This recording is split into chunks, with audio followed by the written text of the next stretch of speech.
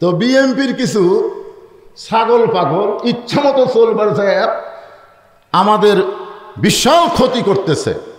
কারণ বিএনপির যিনি প্রতিষ্ঠাতা তিনি কিন্তু আমাদের বগুড়ারই সন্তান। জোরে কান কথা ঠিক কিনা? হ্যাঁ, কথা কান ঠিক কিনা? তিনি কিন্তু তুইয়া মুইয়া মানুষ না। আমি 11 সালে যখন হজ করতে গেলাম, আরাফার ময়দানে ওনার হাতে লাগানো গাছের নিচে যখন আরাম করতেছিলাম, এমন সময় একটা বাতাস উঠলো। আমার মনে হলো এটা নিমের গাছের বা জান্নাতের বাতাস লাগতেছে। বলেন সুবহানাল্লাহ।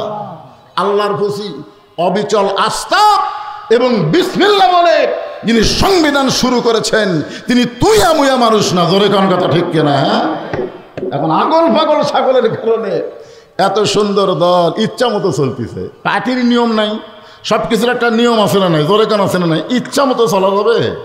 যাবে। একটু মনোযোগ দিয়ে শুনবেন। তো আমরা যদি কোনো সময় আটকে যাই, এটা দুনিয়ার কথা আমি বলতেছি না, দুনিয়াতে আটকানোর কথা বলতেছি না, আসল জাকাত। আসল জাকাত বোঝেন? আছেন আমার মুক্তার, আছেন আমার বারিস্টার, শেষ বিচারের কোন বিচারের কথা কয় না। শেষ বিচার বোঝেন আপনারা? শেষ বিচার বোঝেন? দুনিয়াতে তো ইচ্ছা মতো বিচার হচ্ছে, কোর্ট কাছারির কোনো বিচার নাই। 15 বছর হাসিনা যা কইছে তাই। জোরে কোন কথা ঠিক কথা কন না কেন? আলেমদের ধরো, জালেমদের ছাড়ো। আলেমগুলা ধরো আর জালেমগুলা ছেড়ে দাও। এইটা একটা অবস্থা গেছে। এটার নাম বিচার না, এটা হলো বিচারের নামে একটা প্রহসন। জোরে কোন কথা ঠিক কিনা? কিন্তু শেষ বিচারের হাইকোর্ট বোঝেন আপনারা? শেষ বিচারের হাইকোর্টেতে তিনি আমায় করবেন পার, আমি পাপী তিনি জামিনদার। এই তিনি হলেন আমাদের নবী। জোরে কোন সুবহানাল্লাহ। আল্লাহ যখন হাকিম হয়ে আমাদেরকে আসামি বানায় বিচার শুরু করবেন, ওই সময় আমাদের নবী উকিল হয়ে বারিস্টার হয়ে আমাদেরকে সুপারিশ করে জান্নাতে পৌঁছায়া দিবে। এমন একজন নবীর উম্মত হওয়াতে আপনার মনে হয় বেজার? বেজার নাকি?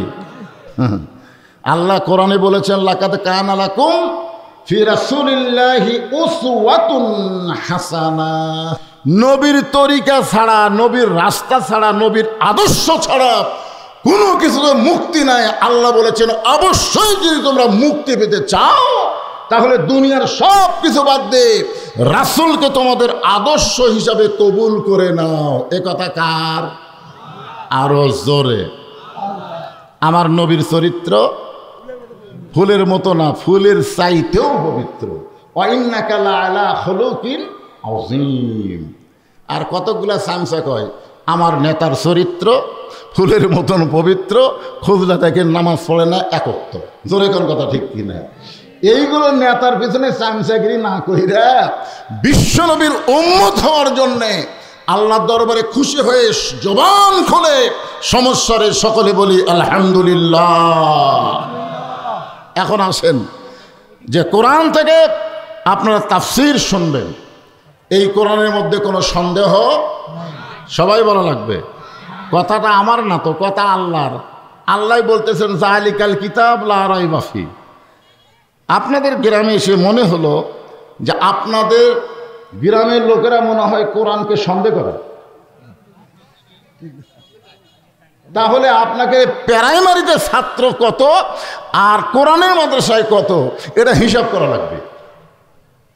একদম বাকদম ঘোড়াডুম সাথে ঢাকঢোল চাদর বাদে এই মিথ্যা শিক্ষা গ্রহণ করে কত পার্সেন্ট, আর যালিকাল কিতাবুল লা রাইবা ফিহি হুদাল লিল মুত্তাকিন এই সত্য শিক্ষা গ্রহণ করে কত পার্সেন্ট, এই পার্সেন্ট দেখা লাগবে। জোরে কোন কথা ঠিক কিনা?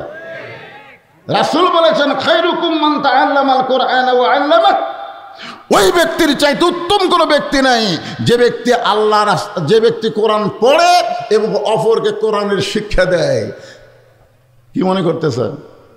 খোঁজলা দেখেন মাদ্রাসার সভাপতি, সেক্রেটারি, ক্যাশিয়ার, সহসভাপতি, সদস্য, এরকে বাচ্চা কাচ্চা হয়তো মাদ্রাসাত নাই, এরাই প্রাইমারি এদের বাচ্চা কাচ্চা দিয়ে মাদ্রাসার হত্যা কর্তা।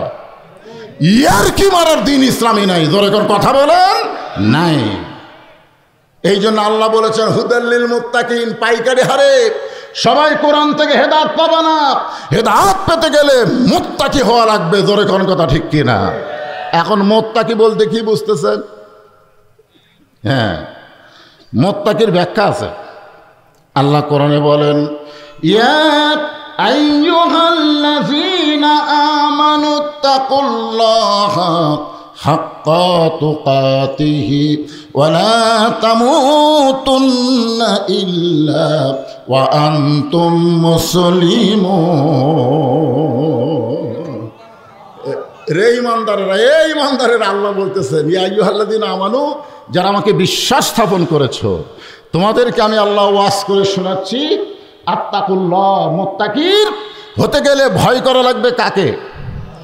আরো জোরে কর, আল্লাহকে। শুধু ভয় করলে হবে না।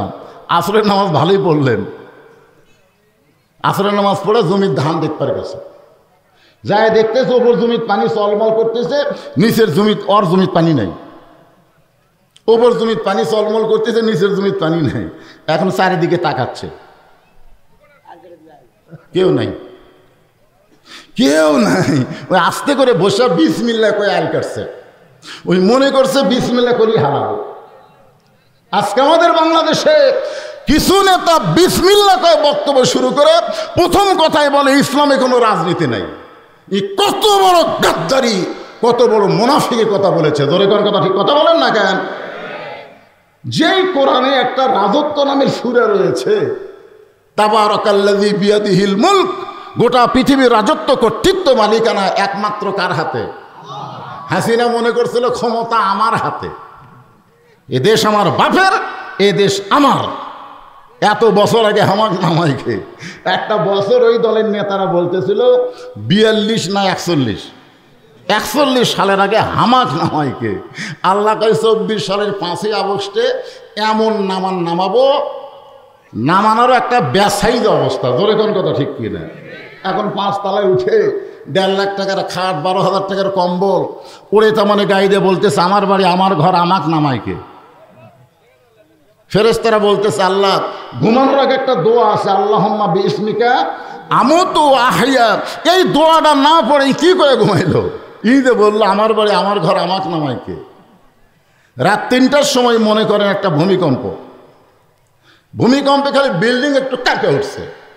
ওই 9টার সময় কি বলেছে? আমাক নামাইকে। ওই বিল্ডিং যখন কাঁপে উঠছে ওই কথার মনে নেই। ওই এত ফোর্সে নামছে যে কম্বলের মধ্যে লঙ্গি খুলে আছে ঘুমের ঠেলায়, ওটা পরারও পর্যন্ত সময় পায় না। 2 কান্দের ফেরেশতা বলতেছে আল্লাহ নামাইলা, তাই বলে ন্যাংটা করে নামালা। আল্লাহ হাসিনা কেমন করে নামাইছে, ন্যাংটার চাইতো বেশি অধঃপতন হয়ে গেছে। জোরে কোন কথা ঠিক কথা বলেন না কেন?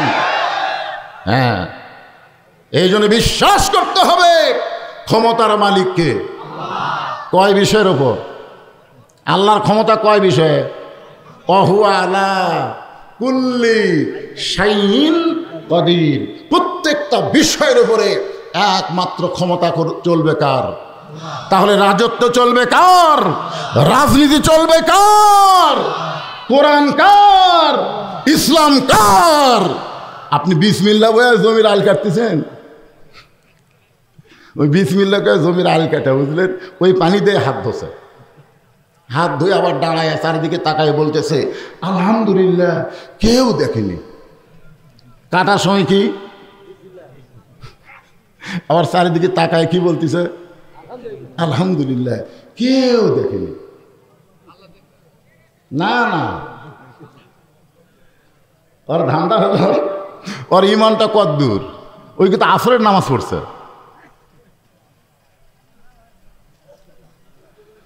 এখানে বলা হচ্ছে আত্তাকুল্লাহ, মুত্তাকি, ভয় করতে হবে কার? কদ্দূর পর্যন্ত? খালি নামাজের সময় নাকি? কেউ না দেখলেও সব সময় দেখে কে? জানলা দরজা বন্ধ করলে দেখে কে? কতগুলা ছেলে মনে করে বাপ মা ঘুমাইছে, জানলা দরজা বন্ধ, এখন রাত 11টা বাজে, এই সময় অশ্লীল ভিডিও চালু করতেছে, কেউ দেখতেছে না। ওই একলাই দিনের ভোট রাতে দিচ্ছে, বাক্স ভরে দিছে, কেউ দেখেনি। কেউ দেখেনি? আল্লাহ খালি দেখছে দুই কান্দর দুটা মাল বসে আছে। আপনারা জানেন এর নাম কি? বলছিলাম তারা কেরামান কাতিবিনা ইয়ালামুনা মা তাফআলুন। তোমার দুই কান্দে দুই মোহরি লিখিতেছেন ডায়েরি, দলিল দেখে রায় দিবে, টাকা পয়সার নাই কারবার। বিশ্বাস করতে হবে এই কোরআনকে। আল্লাহ বলেছেন সামিনা ওয়া তাআনা, শোনো, এটা গ্রহণ করার নিয়তে। আমরা যারা এখানে বসেছি শুধু শুনবো না, বাস্তবে আমল করার নিয়ত করা লাগবে। জোরে কোন ঠিক? ছোট্ট একটা সূরা আপনাদের সামনে তেলাওয়াত করেছি, নামটা হলো সূরা আসর। আসর শব্দের অর্থ হলো সময়। সময়, জোরে কোন কি? বর্তমান কেমন সময় চলতেছে? বর্তমান সময় আপনারা সন্ধ্যার থেকে এ পর্যন্ত কারেন্ট গেছে? রমজান মাসে আপনাকে এলাকায় কারেন্ট কেমন ছিল? আমি তো গত 15 বছর রমজান মাসের তারাবির সময় 2 রাকাত পড়তেই নাই। ইফতারের সময় কেবল পানি পান করতে কিছু মুখদ্দম, কারেন্ট নেই। সেহরির সময় ভাত টাত নাকালা আছে, এমন সময় নেই। হায় হায়, কতগুলো আফসোস লিগ বলতেছে আগেই ভালো ছিল। হতাশা লিগ, আফসোস লিগ, গুজব লিগ। আগে ভালো আছিলেন?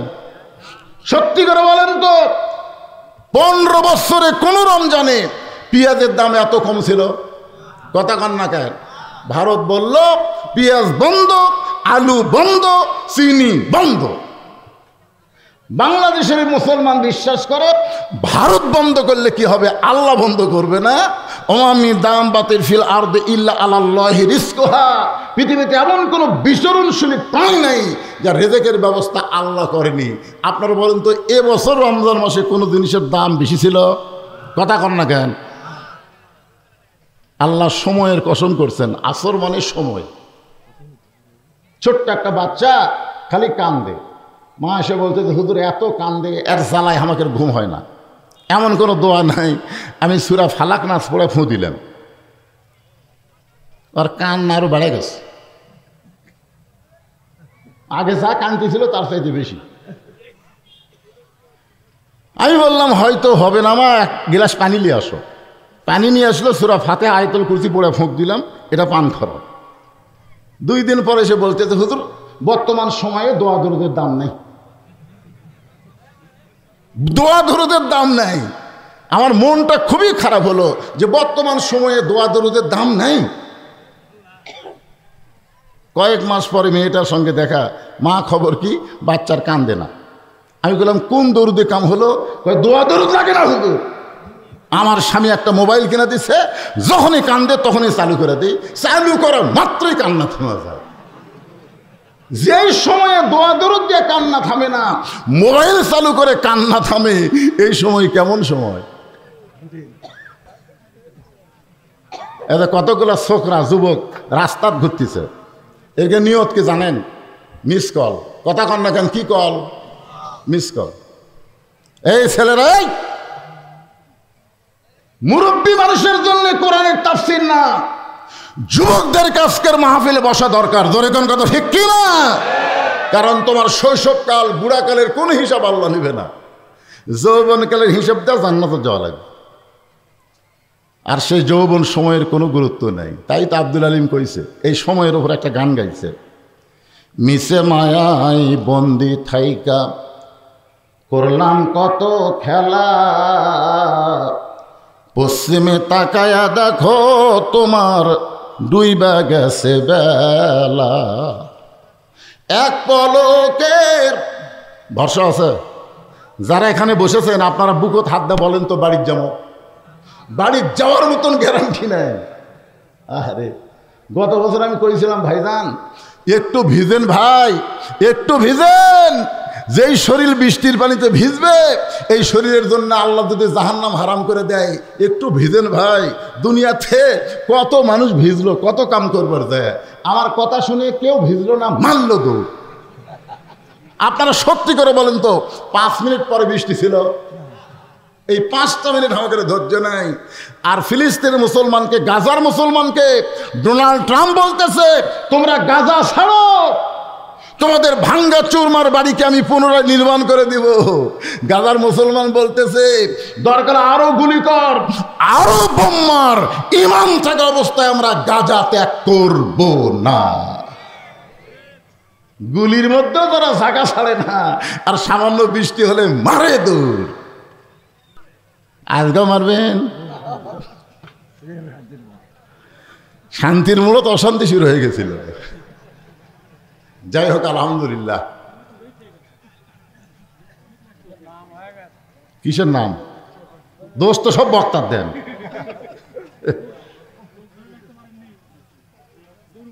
দৌড় মারলো কে? এই ওয়াজই করছো না, আজকে বৃষ্টি নেই তো, তার মানে বোঝা গেল বিপদে আমরা নাই। বিপদে তারেক জিয়া যেখানে, আমরা আছি সেখানে, তারেক জিয়া জেলখানায়, এক্সটানসার মিছিল নেই, মানে বিপদে আমরা নাই। এখন খালি বলে নির্বাচন দাও, নির্বাচন দাও। হাসিনা যদি 29 সাল পর্যন্ত থাকতো, নির্বাচন বললেই ধরা জেরো পেয়ে যেত। জোরে কোন কথা ঠিক কিনা?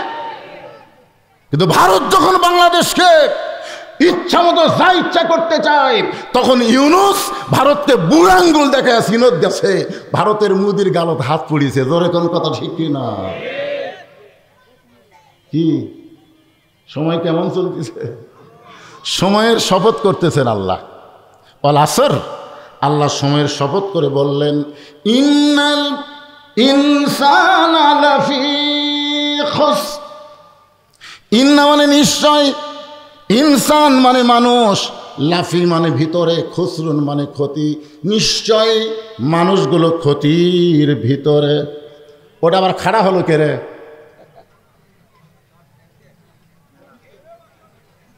না যাবে, দু একজন, এতগুলো মানুষ তো অনেকে আটকার পারে না।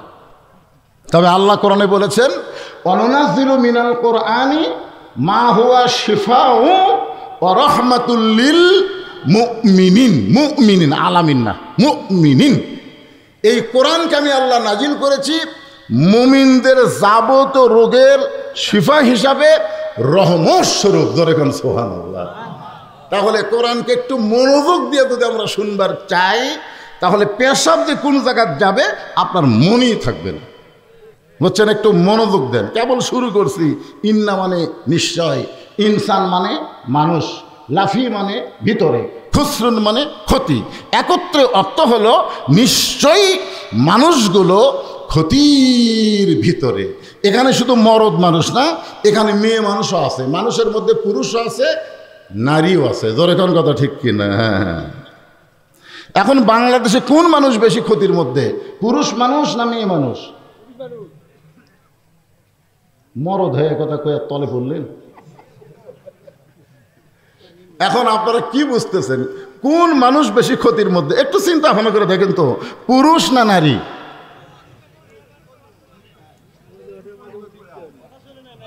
শোনেন শোনেন, আমি আগে বলবই।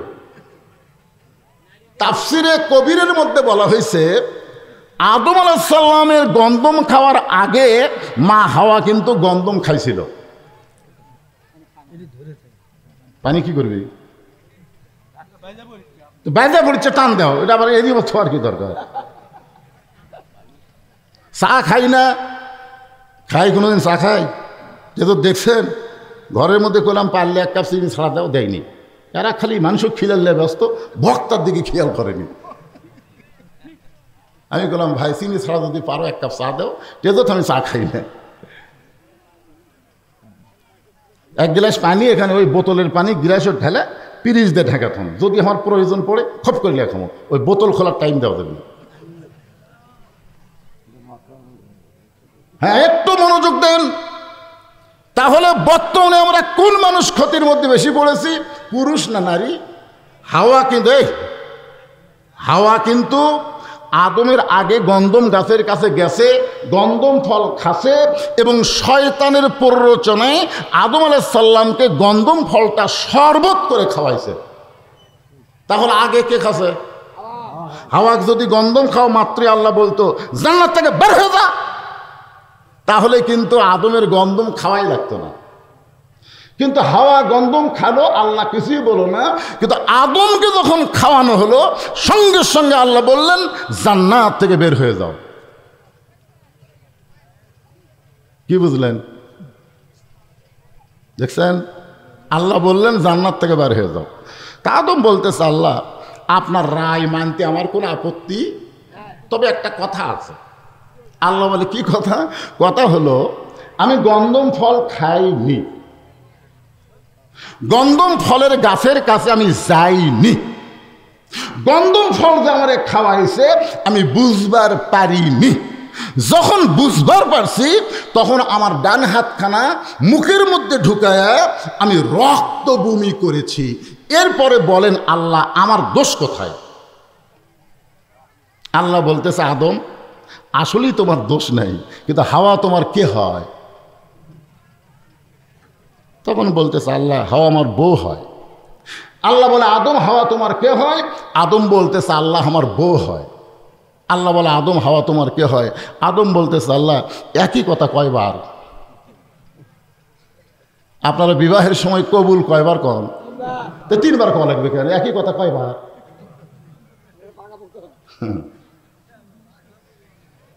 আল্লাহ বলে আদম পর 3 বার জানতে চাইলাম হাওয়া তোমার কে হয়, প্রত্যেকবারই বললা হাওয়া আমার বউ হয়।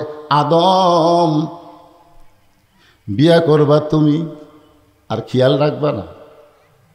তোমার বউ কি করতেছে তোমার যদি খেয়াল থাকতো তাহলে আজকেই অবস্থা হতো না। হাওয়া যখন গন্ধম গাছের কাছে গেল তখন তুমি কোথায় ছিলে? আদম কয় আমি খেয়াল করিনি। আমাদের শয়তানের ওয়াজ শুনলো, স্টার জলসা জি বাংলা দেখলো, তখন তুমি কোথায় ছিলে? আমি খেয়াল করিনি। তোমাকে যখন গন্ধম শরবতের মধ্যে মিশিয়ে খাওয়ালো তখন তুমি কোথায় ছিলে? আমি খেয়াল করি। বিয়ে করবা তুমি আর খেয়াল করবো আমি? তোমার বউ তোমাকে খেয়াল করা লাগবে। আজকে পুরুষ মানুষের কোনো দোষ নাই, কিন্তু মেয়ে মানুষের দিকে খেয়াল না রাখার কারণে পুরা দোষ পুরুষের হবে। জোরে কর কথা ঠিক কিনা? এ কার বউ? এটি জোরে কথা কয় কার বউ? ওই জায়গার যে মেয়েটা চিল্লাতেছে ই কার বউ? রহিমের বউ?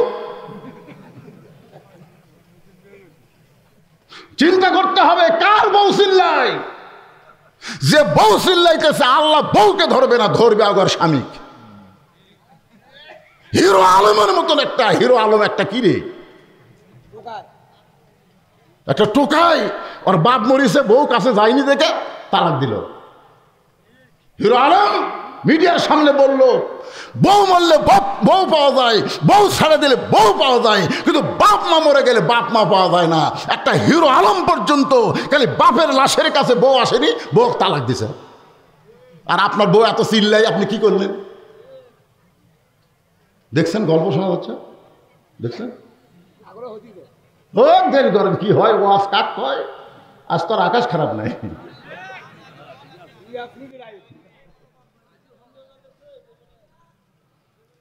এই জন্য একটা নেপোলিয়ন বলেছে, একটা নেপোলিয়ন, যে তোমরা একটা ভালো সন্তান যদি চাও ভালো একটা মায়ের দরকার। ধরে কোন কথা ঠিক কথা বলেন? মা যদি ভালো হয় সন্তান ভালো হবে। কারণ কি? কারণ হলো বাবা আনন্দে মাতিয়া সাগরে ভাসাইয়া সেই যে চইলা যায় খবর লয় না। মাজন ধরিয়া উদরে কত যতন করে, 10 মাস পরে পায় প্রসবের বেদনা।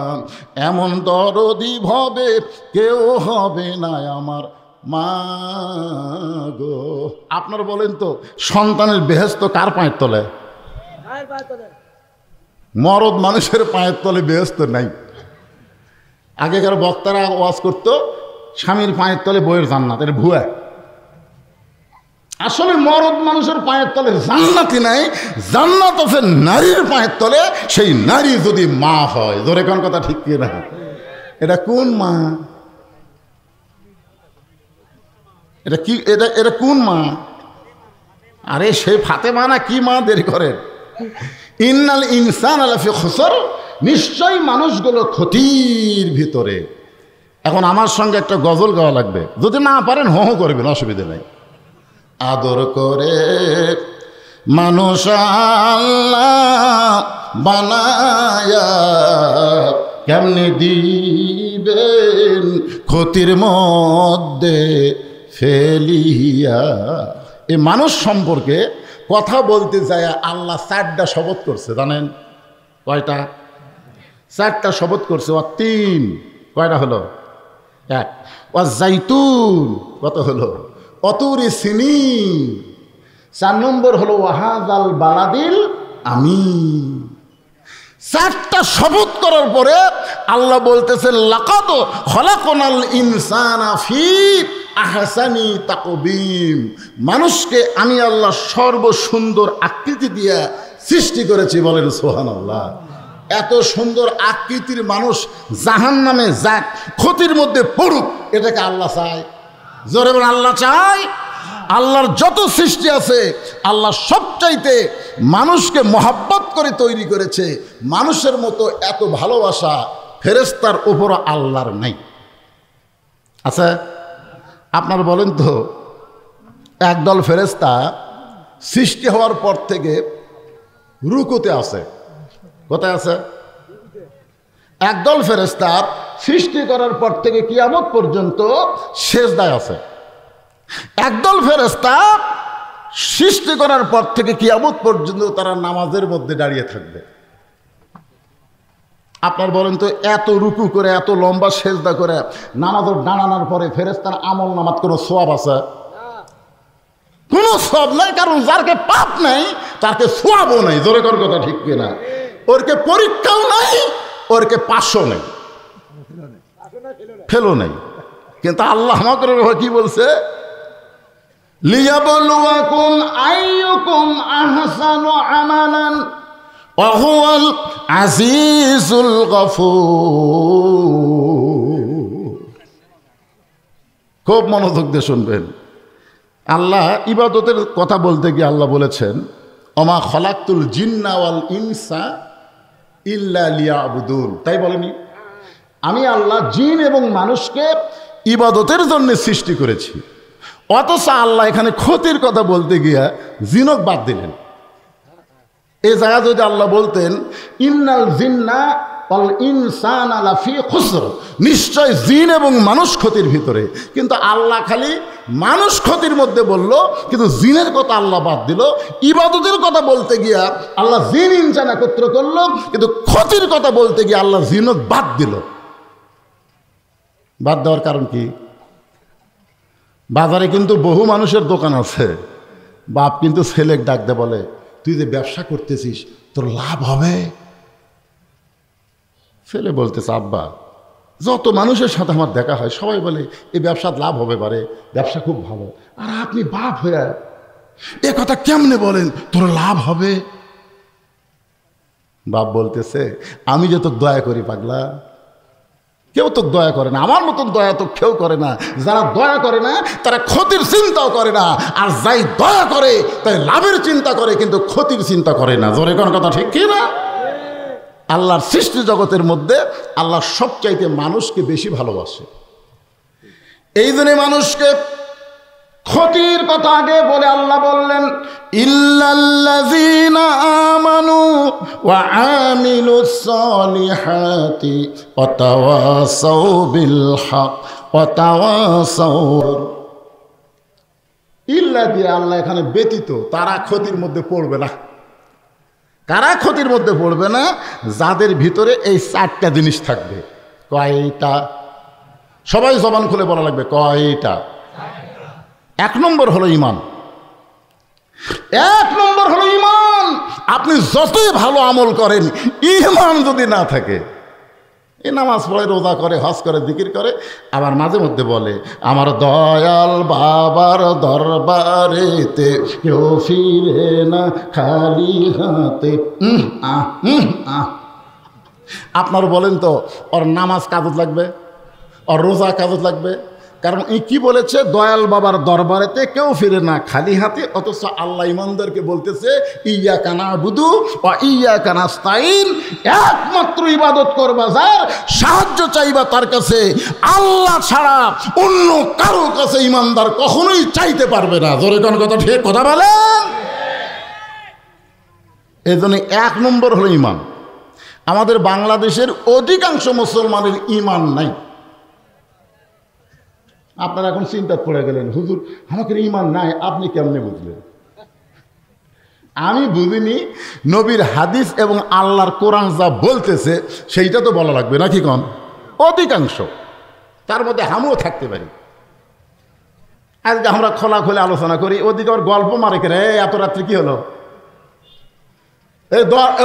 প্রাচীর ওই পারে কারা? হ্যাঁ, ডিমের তলের মুরগির বাচ্চা হবি রে,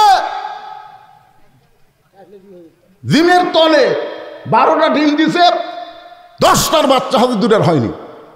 কে রে, ডিম দিলাম 12টা, বাচ্চা হলো 10টা। এক বুদ্ধিজীবী বলতেছে ওই 10টা ডিমের মুরগির নিচে ছিল, মুরগির উষুম পাশে, এই জন্যে বাচ্চা হচ্ছে। আর এই 2টা ডিম খালি সাইড মারছে, খালি সাইড, এই জন্য এরা উষুমও পায়নি, বাচ্চাও হয়নি। তাহলে ভাজিয়া খাই, ভাজিয়া খাবো, এটা পচে গেছে, কাজিয়া ডিম। সামিহানার ভিতরে জায়গা থাকা অবস্থায় এই প্রাচীর ওই পারে যারা থাকবে এরা কি ডিম?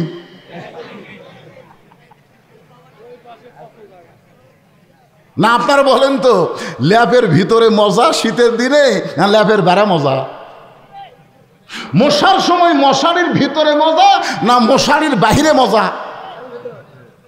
তাহলে আপনারা বাইরে আসেন কেন? বুঝি না তো। যখন জায়গা থাকবে না তখন আপনারা বাহিরে থাকেন। এরা তালত আছে, ও সাটলে আছি না সাটলে নাই, তোরকে মতন শ্রোতাও দরকার নেই। জোরে কোন কথা ঠিক কিনা? কারণ আবু জেহেল ওয়াজ শুনছে, আমল করেনি, আর আবু বকর শুনেছে, আমল করেছে। আমরা আবু বকর হব, আবু জেহেল হব না। আবু বকর নবীর সামনে বসে শুনেছে, আর আবু জেহেল সুরের মতন বাহির থেকে শুনেছে। জোরে কথা কর না কেন? কথা কর না,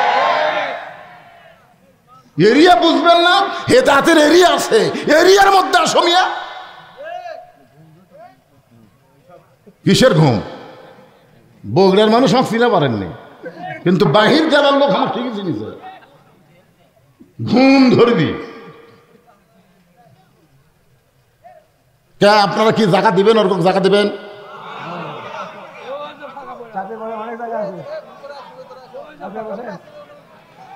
চারটা বিষয় আলোচনা হবে। কয় বিষয়? 4 বিষয়। 1 নম্বর হলো ঈমান। ঈমান যদি না থাকে আপনি যতই আমল করেন, নবীর চাচা আবু তালেবের আমল ভালো ছিল। জোরে কোন কি ভালো ছিল? আমল। আল্লাহ রাসূল নিজেই বলেছেন যে মায়ের পেটে থাকতে আমি এতিম হয়েছে। মনোযোগ দিয়ে শোনেন, মায়ের পেটে থাকতে আমি নবী এতিম ছিলাম, কিন্তু দুনিয়াতে আসার পরে আমি এতিম ছিলাম না। তখন সাহাবেরা বললেন, ইয়া রাসূলুল্লাহ, দুনিয়াতে আসার পরে আপনি এতিম ছিলেন না, এ কথা তো আমরা বুঝতে পারতেছি না। আল্লাহ রাসূল বললেন, আমি ভাগ্যগুণে এমন একটা চাচা পাইছি, যেই চাচা আমাকে এমন ভালোবাসা দিয়ে লালন পালন করেছে, আমার যে বাবা নাই এটা আমি বুঝবারই পারিনি। সেই চাচার নাম কি? এরপরও আবু তালেবকে আল্লাহ জাহান্নাম দিবে। কারণ কি? ইত্তেবা না, ঈমান নেই। ঈমান নাই, ইত্তেবা পরে, আগে ঈমান তারপর ইত্তেবা। আল্লাহ রাসূল বলেছিলেন যখন আবু তালেব এক্কার মৃত্যুর বিছানায়, তখন নবী গিয়ে বলছিলেন, চাচা খালি একটা বার বলেন লা ইলাহা ইল্লাল্লাহ মুহাম্মদ রাসূলুল্লাহ, আমি আপনাকে হাত ধরে জান্নাতে পৌঁছে দেব।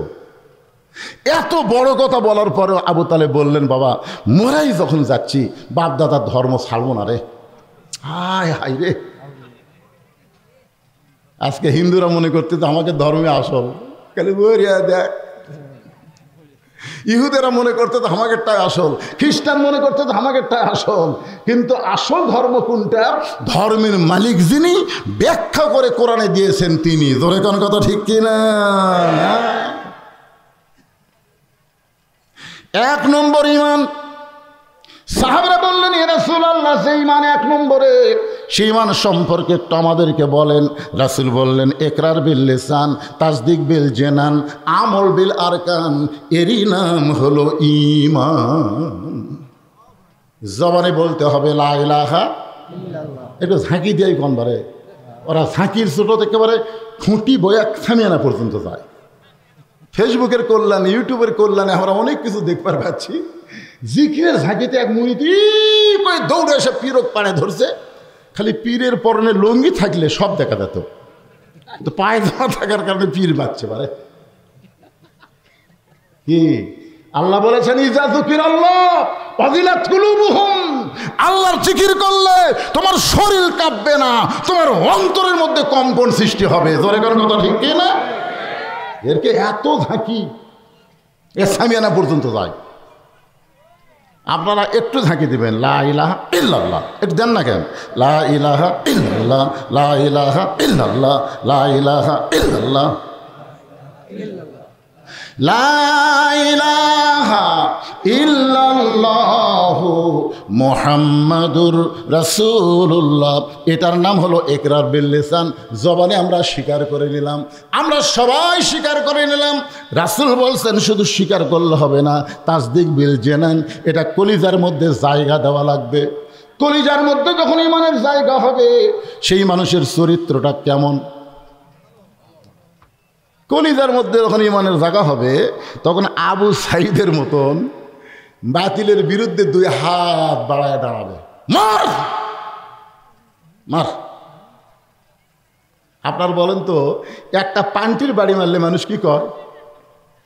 এ কথা কর না কেন? একটা লাঠির বাড়ি মারলে ও মারে বাবারে কয়, কি কয় না? আর সরাসরি গুলি লাগলো, তার মুখত কোনো সাউন্ড নাই, ও বাবারে মারে কোনো শব্দ নাই। আবার গুলি করলো, তারপরেও কোনো চিৎকার নাই। আবার গুলি করলো, দুই বন্ধু দৌড়ে এসে যখন ধরলো, তখন সে টলে পড়লো। কি বুঝলেন? ঈমান বলতেছে, স্যার আজকে রাত 12টায় আপনার ফাঁসি হবে। মুমিনের নাম হলো মীর কাসিম আলী। উকিল বলতেছে, স্যার আজকে রাত 12টায় আপনার ফাঁসি হবে। মীর কাসিম আলী মুসকি মুসকি হেসে বলে, এখন কটা বাজে? বলতে, স্যার এখন বাজে রাত 9:30। আলহামদুলিল্লাহ, তাহলে এখনো 2.5 ঘন্টা। তো 2.5 ঘন্টা ওয়াদাতে বসে থাকে কি হবে? আমি 2 ঘন্টা ঘুম পারি। যদি ঘুমোর থেকে সে এত না পায়, তাহলে উকিল তুমি আমাকে ডাক দিও। উকিল কয়, কে রে, 2.5 ঘন্টা ফাঁসি হবি আর 2 ঘন্টা ঘুম পারবি? সে এত না পালে আমার ডাক দেওয়া লাগবে। যদি চেতন না পাই, যার হবে 2.5 ঘন্টা পর ফাঁসি, সে বলে ঘুমাবি, তা বলে আবার চেতন পাবি না। উকিল মনে করছে ফাঁসির চিন্তা লোকটা পাগলা হয়ে গেছে, ফাঁসির চিন্তায় লোকটা পাগল হয়ে গেছে, এই মনে করে উকিল বার হয়ে গেল।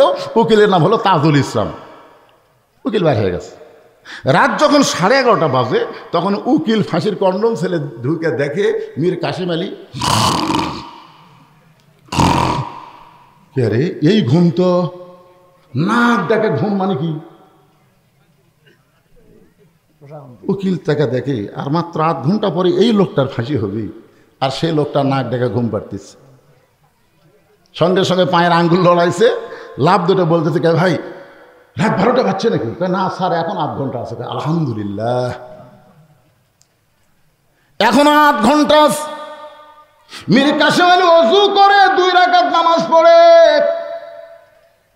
কোরআন থেকে 2টা সূরা তেলাওয়াত করলেন, সূরা মুল আর সূরা মুজাম্মিল।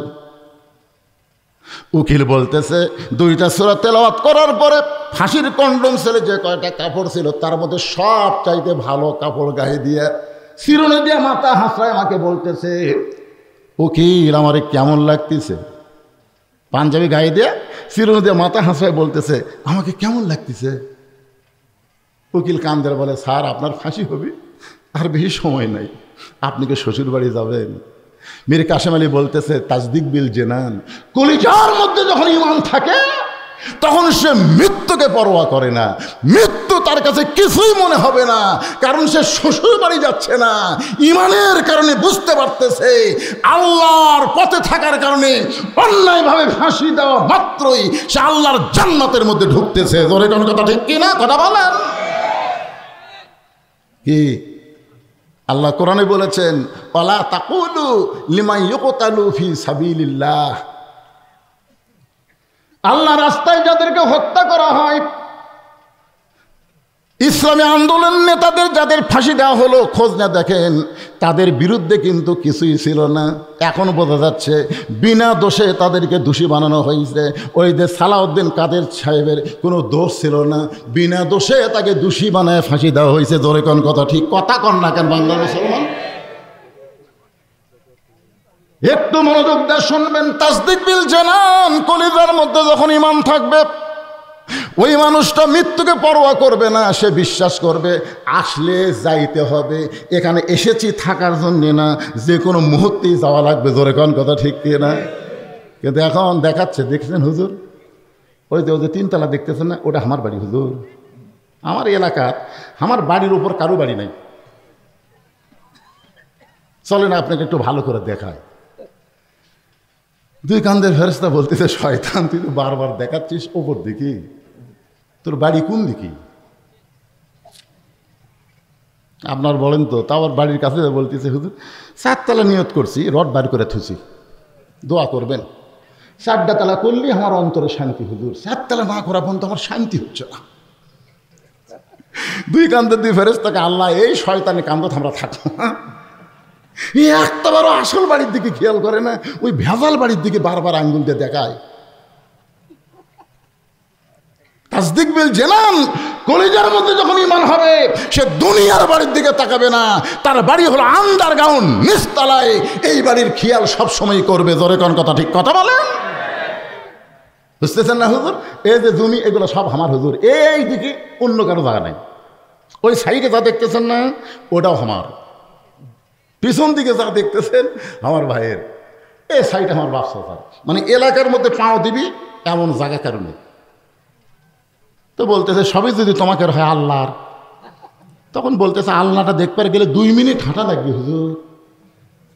আল্লাহটা দেখতে গেলে 2 মিনিট হাঁটা লাগবে, চলো দেখে আসি। ওই হাঁটা হাঁটা মসজিদের কাছে নিয়ে দেয়, বলতেছে হুজুর এখানেও আল্লাহর কিছু ছিল না, এখানেও আল্লাহর কিছুই ছিল না। আমার চাচা আল্লাহ 10 শতক দিছে, আমার চাচা আল্লাহ 10 শতক দান করছে, আর আমরা টাকা পয়সা দিয়ে আল্লাহ ঘর বানা দিছি হুজুর। ফেরেশতারা বলতেছে, আল্লাহ এই দেশের নাম কি? যেই দেশে তোমার কিছুই নাই, ওর চাচা দান করলে তোমার জায়গা হয়, আর ওরা টাকা পয়সা দিয়ে ঘর বানা দেয়, এই দেশের নাম কি?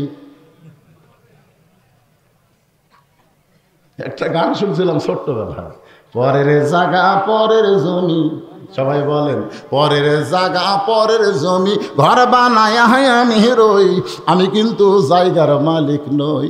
জমিদারের ইচ্ছা মতন, জমিদারের ইচ্ছা মতন দেও না জমিন চাষ, তাই তো ফসল ফলে না রে দুঃখ 12 মাস। আমি খাজনাপাতি সবই দিলাম, তবু জমিন হয় যে নিলাম, এই দুঃখের কথা কারে কই? পরের জায়গা, বলেন পরের জায়গা পরের জমি, ঘর বানায় আমি রই, আমি কিন্তু জায়গার মালিক নই।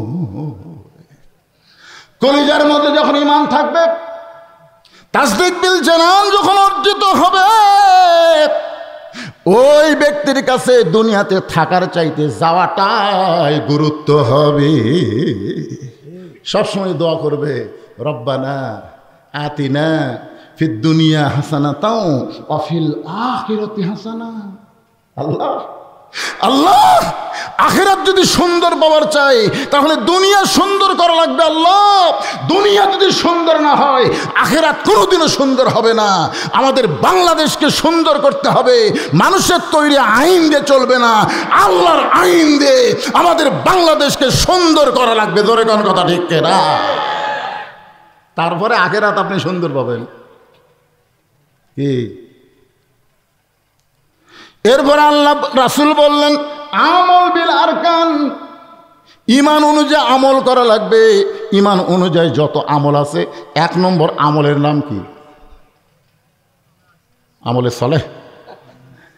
1 নম্বর আমল হচ্ছে সলাত। আপনারা সলে বলেন না? সলাত, সালাত। কারণ লা সলাতা লা ঈমান, যার নামাজ নাই তার ঈমান নাই। বাইনাল আবদি ওয়াল কুফুরি তরকুস সালাত, বান্দা আর কাফেরের মধ্যে পৃথক করার জিনিসটার নামই হলো নামাজ। এখানে আপনারা যত মানুষ বসে আছেন, আপনারা কারা কারা মাগরিব এশার নামাজ পড়েননি?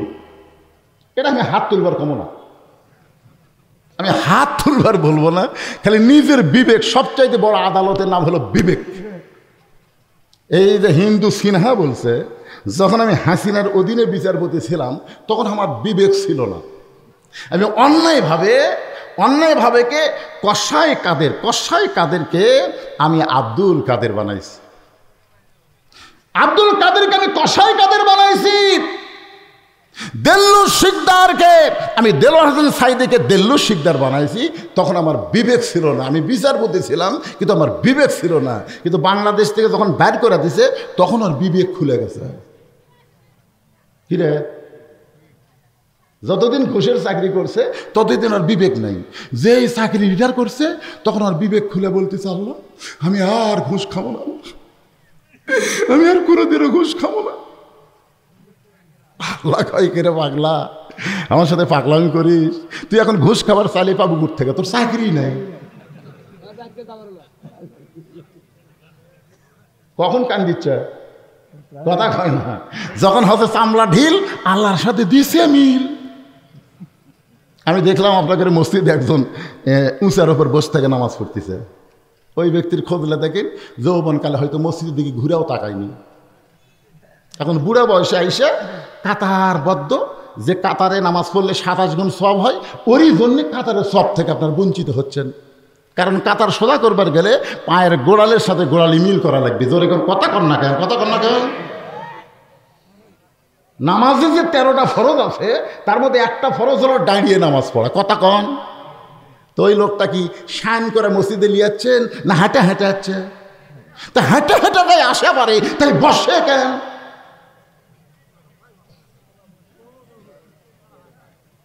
কি আল্লাহ কোরআনে বলেছেন, কুম আমর কুমরিল্লাহি কানিতিন। হাফেজ সাহেব আছে এখানে, হুজুর করে সবাই ঘুরে গেলাম। কোন পাশে? এই যে হুজুর বসে আছে। আল্লাহ হুকুম করেছেন, দাও লিল্লাহি, আল্লাহর জন্য কানিতিন, আনুগত্য নিয়ে দাঁড়াও। সিয়ারত বসলে কোনোদিন আনুগত্য হয় না। সম্মানী লোককে দেখলে আমরা সিয়ার ছেড়ে দেওয়া আনুগত্য মনে করি, আর আল্লাহর সামনে আপনি সিয়ারত বসছেন, ইয়ার কি মারতেছেন? যে মিশিং চলে না, হঠাৎ চালু করবার গেলে আর বল বিয়ারিং সব জাম করে, কিন্তু চালু হয় না। কি জন্য হচ্ছে না? ওই মাঝে মধ্যে চালু করেনি তো, ওই হঠাৎ চালু করবার গেছে অতই সোজা। 7 বছর থেকে নামাজের তালিম দেওয়া লাগবে, 10 বছর থেকে জোর করে নামাজ ধরা লাগবে। ওই 7 বছরের তালিম পাইনি, 10 বছরের বাপ মারে কিছুই ধরায়নি, ওই বুড়া বয়সে এখন চামড়া ঢিল হচ্ছে, আল্লাহর সাথে মিল দিছে। বুড়া বয়সে বলতেছে, আল্লাহ আমি আর চুরি করবো না, আল্লাহ আমি আর জীবনে চুরি করবো না। আল্লাহকে তোর চোখের পাওয়ার নাই, তুই হাঁটাই পারিস না, চুরি করবো কেমনে? কিরে যুবক, বুড়া বয়সে তাই মিল দিবে? যখন হচ্ছে চামড়া টাইট, আল্লাহর সাথে করে ফাইট। একটু মনোযোগ দেবেন, যারা মাগরিব এশার নামাজ না পড়ে ওয়াজ শুনতেছেন, আপনাদের ওয়াজ শুনে লাভটা কতদূর হচ্ছে? কোন এক বক্তা ওয়াজ করছে যে টুপির উপর পাগড়ি পরে নামাজ পড়লে আল্লাহ 70 গুণ সওয়াব দেয়। সেই দিন থেকে লোকটা পাগড়ি পরে নামাজ পড়ে, কিন্তু হঠাৎ একদিন মসজিদে যায়, তাকে পাগড়ি আনে নেই। ওই এখন চিন্তা করতেছে, অনেক দূর বাড়ি, এ বাড়ির যা পাগড়ি আনতে তো অনেক কষ্ট, দরকার নাই। উনি চুপ করে বসে আছে। আমি দরকার হলে 27 গুণ, জামাতে নামাজ হলে কয় গুণ? 27 গুণ বাদ দিয়ে 70 ধরবো, এই নিয়ত করে বসে আছে। সমস্ত মুসলিম নামাজ পড়ে যখন বাড়িতে গেছে, উনি তখন একলাই মসজিদের ভিতরে যায় এক টানে লুঙ্গি খুলছে। লুঙ্গি খুলে ওটা আড়াআড়ি ভাঁজ দিয়ে মাথার 3 প্যাঁচ দিয়ে রুকুর থেকে শেষ দাঁত গেছে। ইতিমধ্যে এক মুসল্লি মসজিদে ঢুকে থেকে সর্বনাশ। জীবনে বহু দেখলাম, এইরকম তো নিয়াংটা বাবা দেখিনি। 5 হাত মারছে থাবা, লাভ দুটো বললে আমারে মারলে কেন ভাই? বলে মরার কারণ হতো লুঙ্গি। আপনার চোখ নাই, লুঙ্গি আমার মাথায়। কেরে পাগলা, পরনে লুঙ্গি মাথাত খেন? বলে সওয়াবের আশায় ভাই। পাগড়ি পরা নামাজ পড়লে 70 গুণ সওয়াব, তুই জানিস না? লোকটা বলতে তো পাগল, পাগড়ি পরা হলো সুন্নত রে, আর লুঙ্গি পরা হলো ফরজ। পাগড়ি পরা হলো মুস্তাহাব আর লুঙ্গি পরা হলো ফরজ। ফরজ বাদ দিয়ে কেউ মুস্তাহাব আদায় করলে কোনো সওয়াব হয় না। এশার নামাজ পড়া হলো ফরজ আর ওয়াজ শোনা হলো মুস্তাহাব। এখন এশার নামাজ বাদ দিয়া যারা ওয়াজ শুনতিছে তারা লুঙ্গি খুলিয়া মাথায় পাগড়ি পরিছে। সবাই আমার সাথে বলেন, এশার নামাজ বাদ দিয়া যারা যারা বলতেছে না মনে করবেন এরাই পড়েনি, এখনই চোখ ধরা পড়বি। সবাই বলেন আমার সাথে, সুর মিলা বলেন, এশার নামাজ বাদ দিয়া যারা ওয়াজ শুনতিছে তারা লুঙ্গি খুলিয়া মাথায় পাগড়ি পরেছে। আবার ওয়াজ শুনতে শুনতে যারা ফজর বাদ দিবে তারা লুঙ্গি খুলিয়া মাথায় পাগড়ি পরিবে। আপনি বলেন ইচ্ছা করে মাগরিব এশার নামাজ পড়েন নাই, ফজরের আগে যদি আপনি মরে যান, দুনিয়ার কত মানুষ আপনার জানাজার নামাজ পড়লে আপনি জান্নাতে যাবেন কি? আর এশার নামাজ জামাত আদায় করে যদি আপনি মারা যান, আপনার জানাজা যদি না হয়, ওই নামাজের ওসিলায় আল্লাহ আপনাকে জান্নাত দিবার পারে। জোরে কোন কথা ঠিক কি না? এই জন্যে ওয়ামিলুস সালিহা, নেক আমলের 1 নম্বর নেক আমল হলো নামাজ। জোরে বলেন নাম কি? আরো জোরে। পুরুষ মানুষের জন্য 1 নম্বর হলো নামাজ, কিন্তু নারীদের জন্য 1 নম্বর কিন্তু নামাজ না। আমার মা বোনেরা যারা পর্দার অন্তরালে বসে আছেন শুনে নেন, আপনাদের 1 নম্বর হলো পর্দা। পর্দা যদি না থাকে মেয়েদের নামাজ কবুল হবে না, রোজা কবুল হবে না, মেয়েরা যাই করুক একটা আমলও কবুল হবে না। মেয়েদের আমল যদি কবুল করতে চায় 1 নম্বর নেক আমলের নাম হলো পর্দা। জোরে বলেন নাম কি? জোরে বলা লাগবে নাম কি? অকরনা ফি বুয়ুতিকুন্না ওয়ালা তাবাররুজনা তাবাররুজাল জাহিলিয়াতিল উলা। এ মায়েরাই, পর্দার অন্তরে যারা বসে আছেন, এমন ডোজ দেওয়া দিছি ভাই, চিল্লি দূরের কথা, ওরা বেঁচে আছে না মরে গেছে বোঝার উপায় নেই। কি মনে করতেছেন আমি বগুড়ার শোল পুঁটি মাছ মারবার যা ধরে আনি বল?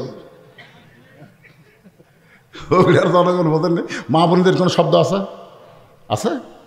কারণ মায়েরা আমাকে অত্যন্ত ভালোবাসে।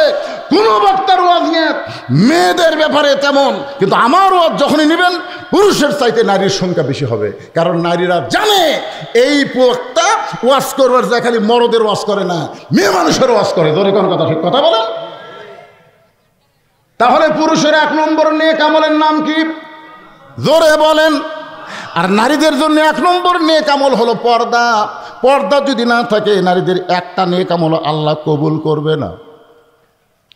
একদিন গভীর রাত্রে খাদিজাতুল কুবরা, যতদিন আমাদের মা খাদিজা দুনিয়াতে জীবিত ছিলেন ততদিন রাসূল দ্বিতীয় কোনো বিয়ে করেননি।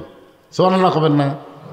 আপনার বলেন তো, রাসূলের কত বছর বয়সে মা খাদিজাকে রাসূল বিয়ে করছেন? 25 বছর বয়সে। তখন মা খাদিজার বয়স ছিল 40। এক সময় মা খাদিজার বয়স যখন 63 হয়ে গেল, কত? 63 যখন হয়ে গেল, তখন আল্লাহ নবীর বয়স হলো 49 বছর। তখন মা খাদিজা বললেন, ইয়া রাসূলুল্লাহ, আমার সঙ্গে সংসার করতে করতে আপনি বুড়া হয়ে যাচ্ছেন, হুজুর আপনি আর একটা বিয়ে করেন, আপনি আর একটা বিয়ে করেন। কারণ নবীর উপরে আল্লাহ কিন্তু আয়াত নাযিল করছে 2টে 3টে 4টে, না হলে একটা, মাসনা সোলাসা রোবা, তারপরে একটার কথা পরে বলা হয়েছে। তো খাদিজা বলতে যে হুজুর আপনি একটা বিয়ে করেন। আল্লাহ রাসূল খাদিজার কপালে চুমা দিয়ে বললেন, খাদিজা আপনি শুধু যদি আমার বিবি হতেন তাহলে আমি আর একটা বিয়ে করতাম, কিন্তু আপনি শুধু আমার বিবি না, আপনি হলেন আমার দরদ। আপনার মতন দরদ যতদিন দুনিয়াতে থাকবে আমি রাসূল ততদিন দ্বিতীয় কোনো বিবাহ করব না। গভীর রাত্রে খাদিজাতুল কুবরা নবীর হাত কেন বুকের মধ্যে নিয়ে ছোট বাচ্চার মতন কাঁদতেছে। রাসূল ঘুম থেকে চেতন পেয়ে বলে, খাদিজা কি কারণে আপনি কাঁদেন? খাদিজা বলে, রাসূলুল্লাহ যে কোনো সময় আমার মৃত্যু হবে, কিন্তু মৃত্যুর পরে আমার কি খবর যদি একটু আপনি আমারে বলে দিতেন। মৃত্যুর পরে আমার কি হবে যদি আপনি আমারে বলে দিতেন।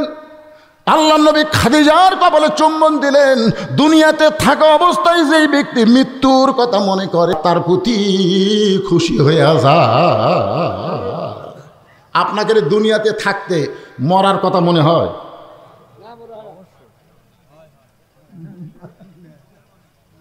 মনে হয়? এই যুবকের কথা কও না কেন, মনে হয়? হ্যাঁ, তা আজান দিলে ঘাড় কাট করে তোমার অন্যদিকে যাও কেন, মসজিদ বাদ দেয়? আচ্ছা, এই বছর ঈদের দিনে কত মানুষ মারা গেছে? এই আপনি জানেননি? দেয়নি। 256 জন মানুষ মারা গেছে, তার মধ্যে 128 জন যুবক মারা গেছে মোটর সাইকেল অ্যাক্সিডেন্টে। আর এই 256 জনের মধ্যে একটাও বুড়া নেই। আপনাদের এলাকাত খোঁজ করে দেখেন তো, বুড়ারা বেশি মরতেছে না যুবকেরা বেশি মরতেছে? কথা কর না কেন বারে, কে বেশি মরতেছে রে? বুড়ারা মরতেছে না। আমার এলাকার তো একটা বুড়াও মরতেছে না। সত্যি, ওরা যে কি খাইয়া প্যান্ট টাইট করছে ভাই, কিচ্ছু হয় না রে। কে যুবকেরা কি সব মোটর সাইকেল খালি এই কি আর 15 পাশে তো মনে করতে হাইড্রোলিক ব্রেক আছে, ইচ্ছা মতো ব্রেক ধরবো, এমন জায়গা তোর ব্রেক ফেল করবো আল্লাহ তোর খিয়ালি থবি না। জোরে কোন কথাটি কথা কন না। এই জন্য একটু মনোযোগ দিয়ে শুনতে হবে। আমার মায়েরা যারা পর্দার অন্তরে শোনেন, রাসূল খাদিজার কপালে চুম্বন দিয়ে বললেন, খাদিজা মৃত্যুর পরে আপনার কি খবর যদি শুনতে চান তাহলে শোনেন। এই দুনিয়াতে 10 জন পুরুষকে আল্লাহ জান্নাতের সার্টিফিকেট দিয়েছে। খাদিজা বলে, হুজুর আমি আমার কথা শুনতে চাই, আপনি পুরুষের কথা কেন বললেন? রাসূল বলে, খাদিজা কথা লাইন মতো বলা লাগবে। 10 জন পুরুষের মধ্যে 1 নম্বর হলো আবু বকর, আবার 10 জন নারীকেও আল্লাহ জান্নাতের সার্টিফিকেট দিয়েছে। নারীদের মধ্যে 1 নম্বর হলো খাদিজাতুল কুবরা। পুরুষের মধ্যে 1 নম্বর জান্নাতের নাম কি? সবাই বলেন। আপনাদের কারো সন্দেহ আছে নাকি? আর নারীদের মধ্যে খাদিজাতুল কুবরা। এই কথা শুনে, রাসূলের কথা শুনে খাদিজা তো বিশ্বাস করে মুচকি মুচকি হাসতেছে। আচ্ছা আপনার বলেন তো, আমাদের নবী কোনো কথা কি নিজের ইচ্ছাই বলে না আল্লাহর ইচ্ছাই? এটা স্বীকার করা লাগবে। মা ইয়ান্তিকু আনিল হাওয়া ইন হুয়া ইল্লা ওয়াহুই ইউহা। খাদিজা যখন মুচকি মুচকি হাসতেছে তখন আল্লাহ রাসূল নবী না হয়ে স্বামী হয়ে, আমাদের নবী কিন্তু সবসময় নবী ছিলেন না, বেশিরভাগ সময় কিন্তু স্বামী ছিলেন। তো স্বামী হয়ে বলতে খাদিজা, আচ্ছা আল্লাহ আপনাকে 1 নম্বর জান্নাতি ঘোষণা করলো, তো 2 নম্বর কে হলে ভালো হয়? মানে স্বামী হয়ে বইয়ের কাছে শুনতেছে। তখন খাদিজা বলতে, হুজুর আল্লাহ যখন আমাকে 1 নম্বর ঘোষণা দিছে, 2 নম্বর ফাতেমা হলে ভালো হয়। 2 নম্বর কে হলে ভালো হয়? ফাতেমা হলে ভালো হয়। রাসূল বললেন, খাদিজা আল্লাহ আপনার পেট থেকে 4টা মেয়ে দিছে। কয়টা? 4টা মেয়ে দিছে, জয়নাব, রোকেয়া, কুলসুমা, ফাতেমা। তো আপনি অন্য কোনো মেয়ের নাম না বলে সরাসরি ফাতেমার কথা কেন বললেন? খাদিজা বলতে, হুজুর আপনি বাপ তো, আপনি বুঝতে পারতেছেন না, আর আমি মাও তো, আমি বুঝতে পারছি। কারণ জয়নাব যখন আমার পেটে ছিল তখন আমার পেট উঁচে হয়েছিল, আমার পেটে ওজন লাগছিল, প্রসব বেদনা পাইছি। কুলসুমা যখন আমার পেটে ছিল আমার পেট তখন উঁচু ছিল, আমার পেট তখন ওজন হয়েছিল, আমি প্রসব বেদনা পাইছি সন্তান হওয়ার সময়। যখন রোকেয়া আমার পেটে ছিল আমার পেট উঁচু হয়েছিল, পেটের ওজন হয়েছিল, বাচ্চা হওয়ার সময় আমার প্রসব ব্যথা হয়েছে। কিন্তু ফাতেমা যখন আমার পেটে ছিল তখন আমার পেট উঁচু হয়েছে, আমি অনুভব করেছি আমার পেটে সন্তান এসেছে।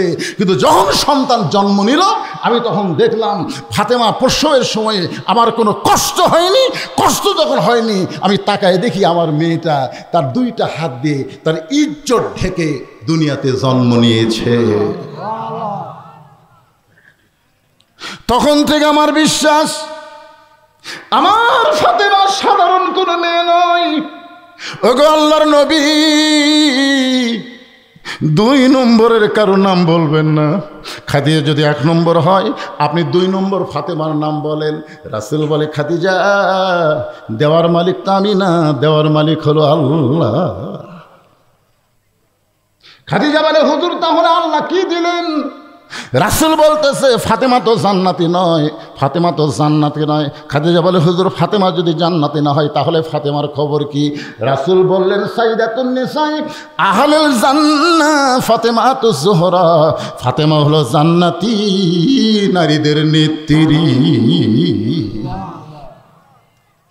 যেই কইছে নেত্রী তখন খাদিজা মন ভালো করে বলতে তো হুজুর ফাতেমা তো আর শোনেনি, আমি যখন শুনেছি তাহলে আপনি পাল্টান, আপনি পাল্টে দেন, খাতুনের জান্নাত আমাকে দেন আর ফাতেমাকে 1 নম্বর জান্নাতি দেন। মেয়েরা কিন্তু নেতৃত্ব পছন্দ করে। যখন দেখবেন বেটা বিয়ে করবি তখন বেটার বউ খালি সবসময় চাবি এই বাড়ির তালা চাবি আমার কাছে, শাশুড়ির কাছে কিন্তু থাকবি এটা পছন্দ করবি না। কারণ মেয়েরা সবসময় নেত্রী হওয়ার পছন্দ করে, যার প্রমাণ হলো খালেদা আর হাসিনা। ধরে কোন কথা ঠিক কিনা? কারণ হাসিনার তো ক্ষমতা আছে, তারপরেও খালেদাকে মিথ্যা একটা মামলা দিল যে এতিমের মাল সম্পদ কি করছে অন্যায়ভাবে ভক্ষণ করলো। আপনারা জানেন খালেদার খবর জানেন? শহীদ প্রেসিডেন্ট জিয়াউর রহমান যখন দুনিয়া থেকে বিদায় নিল আপনি জানেন তার অবস্থাটা কি ছিল? আরে এতিমের সম্পদ খালেদা মারবি? যাই 2টা এতিম সন্তানকে লালন পালন করেছেন, মিথ্যা একটা মামলা দিল যার 1 টাকা এখন পর্যন্ত ব্যাংক থেকে উঠানো হয়নি। এই 2 কোটি টাকা এখন 6-7 কোটি টাকা হয়ে গেছে। ধরে কথা কর না কেন? এই হিংসা, খালি হিংসা যে ই যদি থাকে বাইরে থাকে তাহলে আমার তো হাই রে। আমার বড় মেয়ে মাছের তরকারি আমার ভাগ দিছে, আমার মেয়ে খেলে আমার সামনে খুব ঘুরতেছে, তে আমি বুঝবার পারছি যে কী জন্য ঘুরতেছে। আমি বললাম মা বাংলাদেশে বহু জায়গা তো বাস করি মা, বহু মাছের তরকারি খাই, কিন্তু তোমার হাতের মতন এত মধু নেই। সঙ্গে সঙ্গে মেয়ে আমাকে 1 টুকরা দিয়ে কয় আব্বু আরেকটা খান।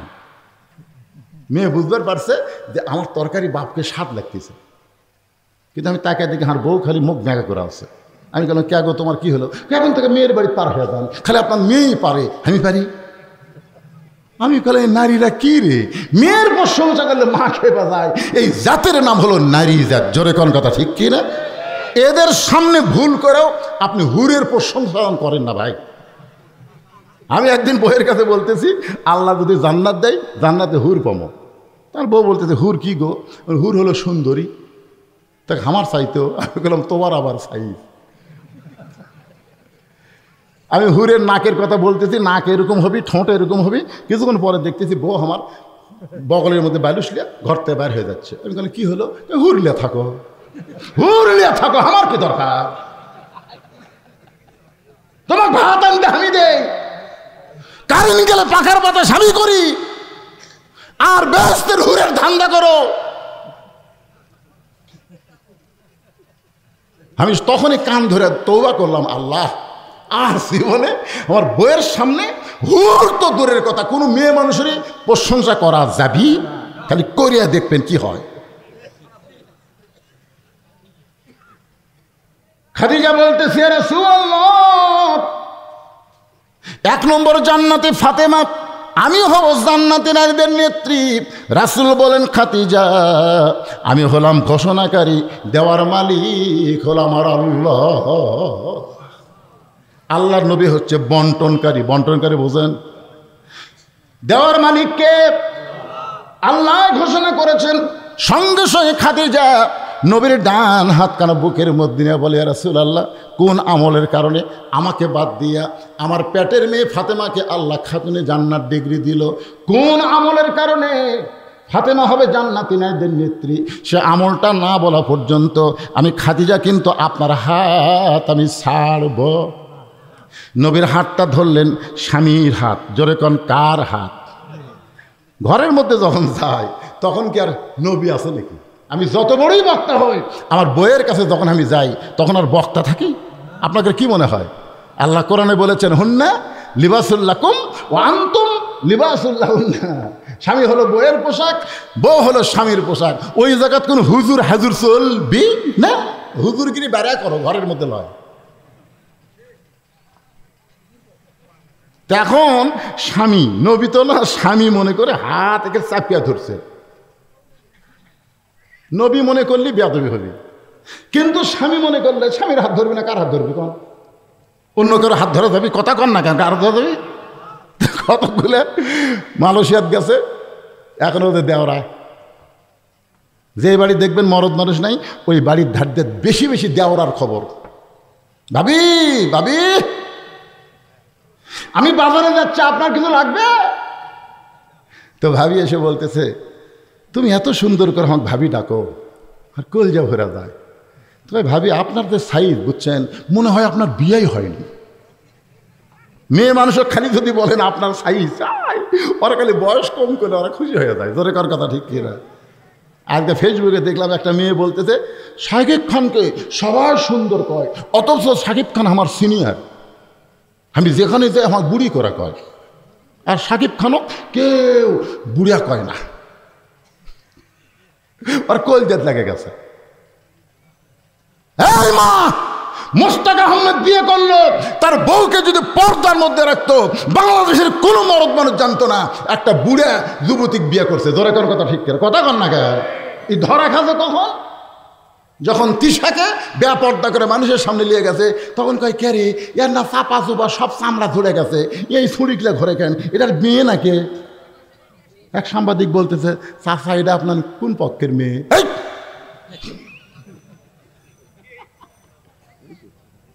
মেয়ে এলো, এটা কে? এটার বউ।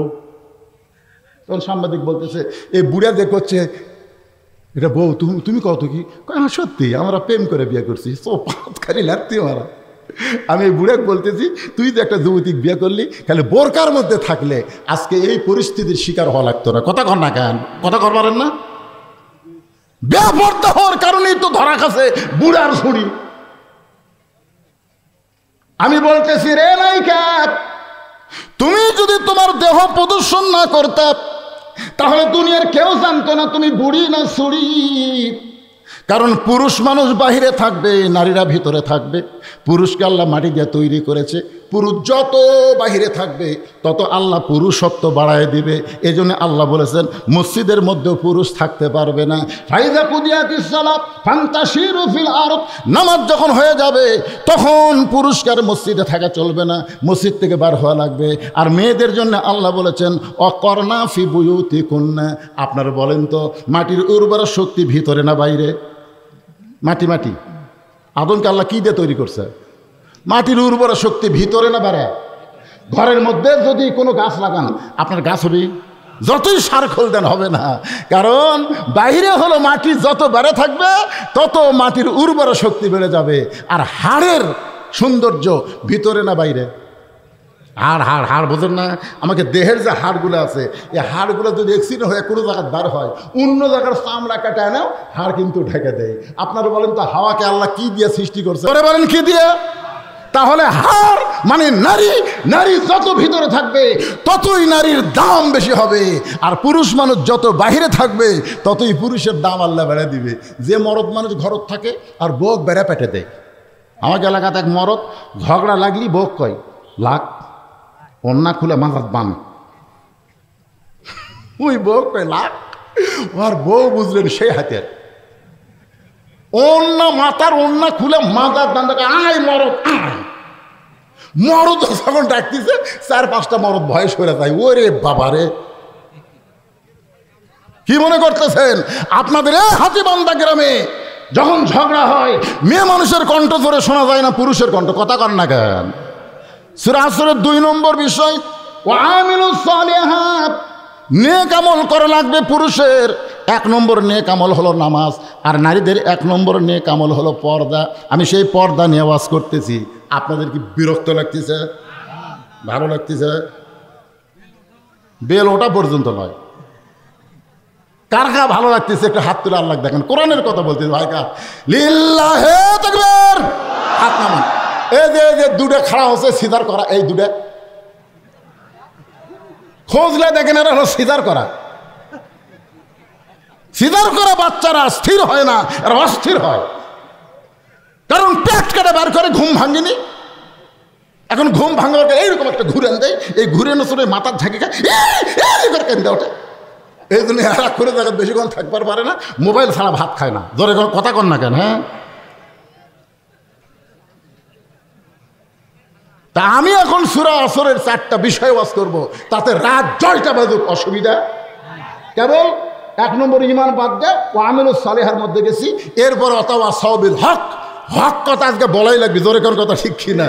আর হাসিনা নেই এখন, কোরআনের মাহফিলের কোনো অনুমতিও লাগে না, জোরে কোন কথা ঠিক কিনা? তারপরে আছে অথবা সাওবিল সবর, সবর মানে ধৈর্য, একটু ধৈর্য নিয়ে কথা শোনাও লাগবে, জোরে কোন ঠিক? হ্যাঁ, যেহেতু এই মুহূর্তে আমি আপনাদেরকে আল্লাহর কুদরত দেখানোর জন্যে, আল্লাহর কুদরত আপনাদের সামনে প্রদর্শন করার জন্যে এই মাদ্রাসা থেকে 2টা ছেলে 30 পারা কোরআন হেফজ করছে। আপনারা প্রত্যেকটা মাহফিলে দেখেন প্রধান বক্তা আসেই ওই বাচ্চাদের মাথায় পাগড়ি দিয়ে তারপরে ওয়াজ শুরু করে। কিন্তু আমি যখন এখানে আসছিলাম তখন মানুষ এত ছিল না, ছিল? তাহলে আজকে এই বাচ্চাদের মাথার পাগড়ি দিব, 500 জন দেখবেন, 1000 জন দেখবে না, তা হবে না। এই মাদ্রাসায় যে আপনারা দান করতেছেন, মাদ্রাসায় যে আপনি টাকা দিচ্ছেন, এই টাকা কি হচ্ছে এইটা আপনাদের দেখা দরকার, জোরে কোন কথা ঠিক কি না? তাহলে পেশাবখানা, পায়খানা, বিল্ডিং বানায় কাজ হবে না। এই মাদ্রাসা থেকে 2টা সন্তান 30 পারা কোরআন হেফজ করে কোরআনের পাখি দেখলি নাকি, জোরে কোন সুবহানাল্লাহ। এখন আপনাদের সামনে এই 2টা কোরআনের পাখিকে প্রদর্শন করা হবে।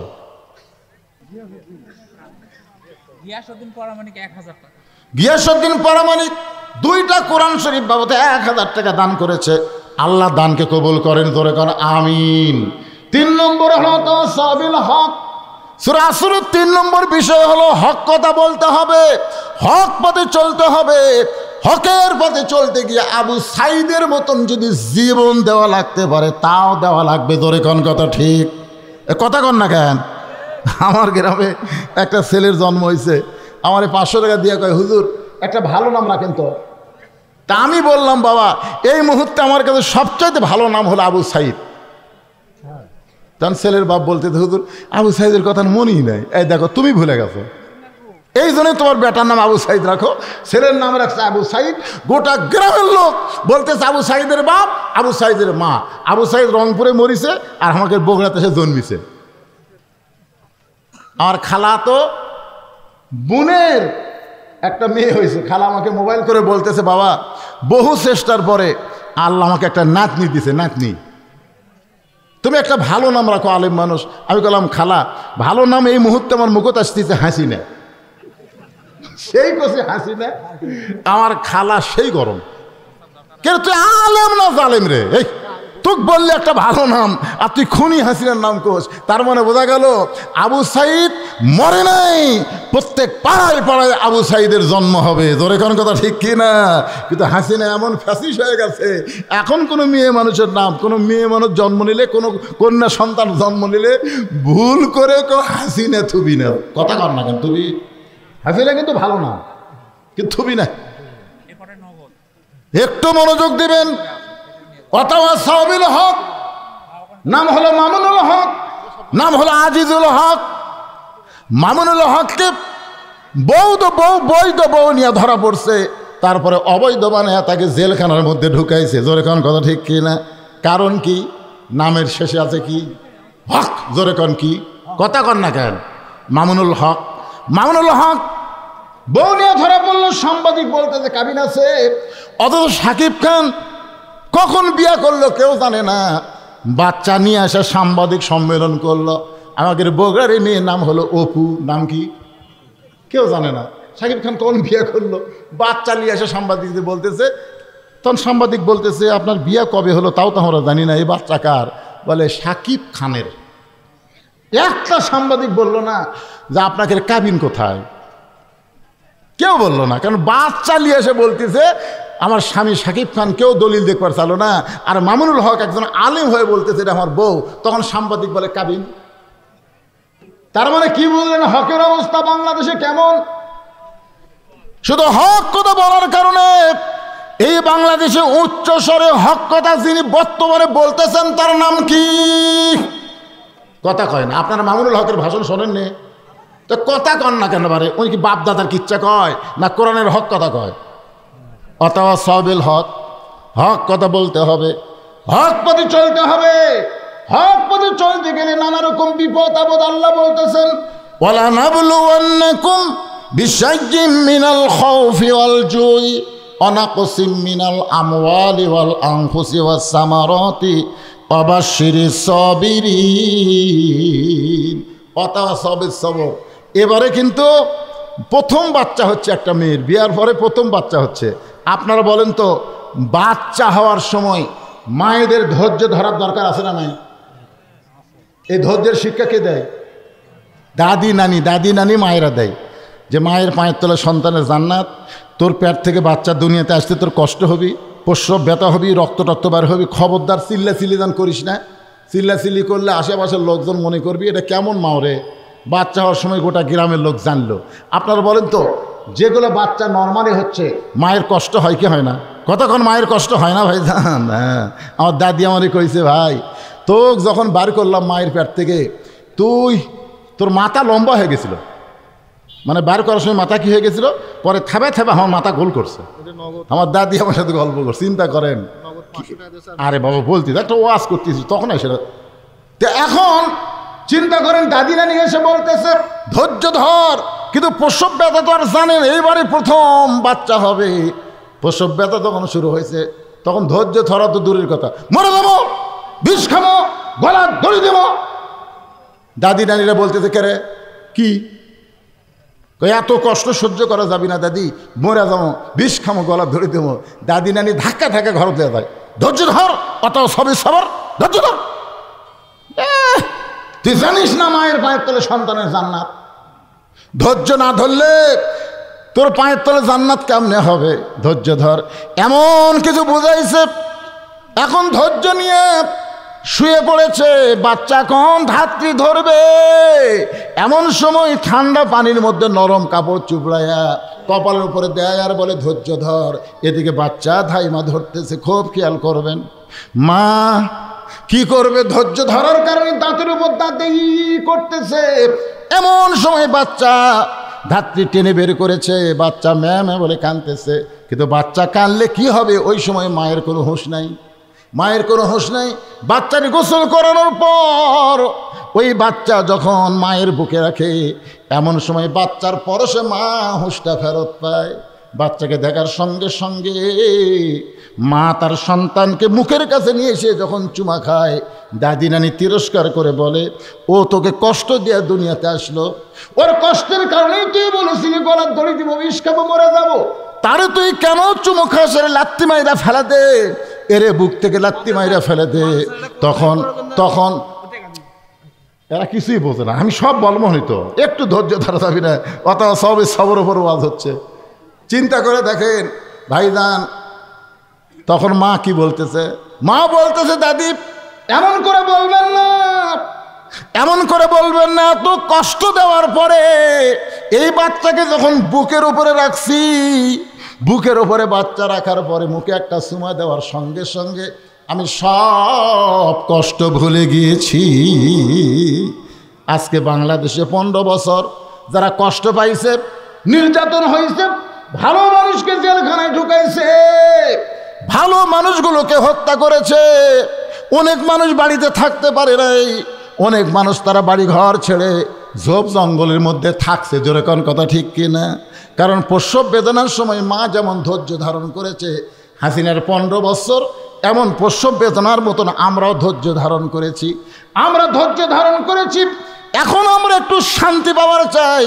মা সন্তান বুকে নিয়ে যেমন শান্তি পাইছে, আমার মুসলমান কখন শান্তি পাবো? যখন কোরআনের শুধু ওয়াজ শুনবো না, এই কোরআন অনুযায়ী যখন চলার নিয়ত করব, এই কোরআন অনুযায়ী চলার নিয়ত যখন করব, বাংলাদেশের জাতীয় পতাকার সঙ্গে সঙ্গে কলেমার পতাকা যখন পথ পথ করে বাংলার জমিনে উড়বে, ওই সময় আমরা শান্তি পাবো, আমাদের সব কষ্ট আল্লাহ দূর করে দিবে। এখন বলেন, শুধু কোরআন শুনবো না বাস্তবে আমল করার চেষ্টা করব? বাস্তবে আমল করার চেষ্টা যদি করেন, তাহলে কোরআন বিজয়ের আন্দোলনে আমাদেরকে অংশগ্রহণ করা লাগবে। 3 দল কোনো সময় চাবে না এই কোরআন বাংলার জমিনে বিজয় হোক। আপনারা বলেন তো, আগামীতে কোরআন দিয়ে যদি বাংলাদেশ চলে, এ হাফেজি মাদ্রাসার জন্য ভিক্ষা করা লাগবে না। কারণ প্রাইমারি বন্ধ হবে, সব প্রাইমারিকে কোরআনের প্রথম শিক্ষা দিয়ে শুরু হবে। জোরে কোন কথা ঠিক কি না? কারণ দুনিয়ার যত শিক্ষাই তুমি গ্রহণ করো, কোন শিক্ষা গ্রহণ করতে তোমাকে পবিত্র হওয়া লাগবে না। আমার এলাকার এক প্রাইমারি ছেলে খাড়া হয়ে পেশাব করতেছে, পিঠের উপরে বই, এক ব্যাগ বই রে। তা আমি কইলাম, কেরে পাগলা কোথায় পড়িস? ক্লাস 2 পড়িস? আচ্ছা তো বসে থাকে, পেশাব কর। পেশাব কেমনি করে করা লাগে তোর স্যার শিখাইনি, বসে কর। ও তখন মুচকে মুচকে হাসার কাছে, চাচা দেখি খন প্রাইমারি পেশাবখানার যায় দিকে, চাচা আমার স্যারই খাড়া হয়ে পেশাব করে। যেখানে স্যার খাড়া হয়ে পেশাব করে সেখানকার শিক্ষাতে ছাত্ররা বসবি, এ কথা কন না কেন, বসবি। তা আমরা মুসলমান, খায়রুকুম মান তাআল্লামাল কোরআন ওয়া আল্লামা, আমরা এই প্রাইমারিগুলোতে মাদ্রাসা করা হবে, আর হাফেজি মাদ্রাসাগুলোকে উন্নত মাদ্রাসা ঘোষণা দেওয়া হবে যখন আল্লাহর কোরআন দিয়ে আমাদের বাংলাদেশ চলবে। জোরে কোন কথা ঠিক কিনা? কিন্তু এই কোরআন বিজয়ের আন্দোলনে কিয়ামত পর্যন্ত 3 ধরনের লোক বাধা দেবে। কয় ধরনের? কথা কয় না কেন, কয় ধরনের? এক ধরনের লোক হলো আবু জেহেলের মতন রাষ্ট্রীয় শক্তি। আবু জেহেল কিন্তু সারা রাত কোরআন শরীফ শুনছে, সকালবেলা মিটিংয়ে বলতেছে এত সুন্দর কোরআনের বাণী, রাতটা কোন দিক দিয়ে গেল আমি বুঝবারই পারিনি। তা আবু সুফিয়ান বলতেছে, নেতা যেই কোরআন শুনতে সারা রাত কোন দিক দিয়ে তাই বোঝা যায় না, সেই কোরআন ধরলে কি হয়? আবু জেহেল বলতেছে, আবু সুফিয়ান এই কোরআন ধরলে তোর আমার ভুয়া নেতৃত্ব চলবি না রে, আসল নেতা হয়ে যাবে আব্দুল্লাহর এতিম পোলা। তা আমাদের নেতৃত্ব খর্ব করে তাকে নেতা বানান যায়, এই জন্যই কোরআন শোনা যাবে কিন্তু কোরআন গ্রহণ করা যাবে না। আজও বাংলাদেশে কোন বক্তা কেমন ওয়াজ করে এইটা শ্রোতারা শুনবার চায়, কিন্তু বাস্তবে আল্লাহর কোরআনকে গ্রহণ করতে চায় না। ধরে কোন কথা ঠিক কি না? আবু জেহেলের মতন রাষ্ট্রীয় শক্তি যতদিন থাকবে ততদিন আল্লাহর কোরআনের বিজয় হবে না। 2 নম্বর হলো পুঁজিপতি, শতকরা 2.5 টাকা জাকাত দেওয়া লাগবে। কার হুকুম? কথা কন না কেন, কার হুকুম? আপনার 1 লাখ টাকা আছে, আপনার 2,500 টাকা দিতে কিছু মনেই হবে না, কিন্তু যখন 10 লাখ টাকা হবে তখন কই 25,000, যখন 1 কোটি হবে 2.5 লাখ, না 1 কোটি 2.5 লাখ, যখন 100 কোটি হবে 2.5 কোটি, যখন 1000 কোটি হবে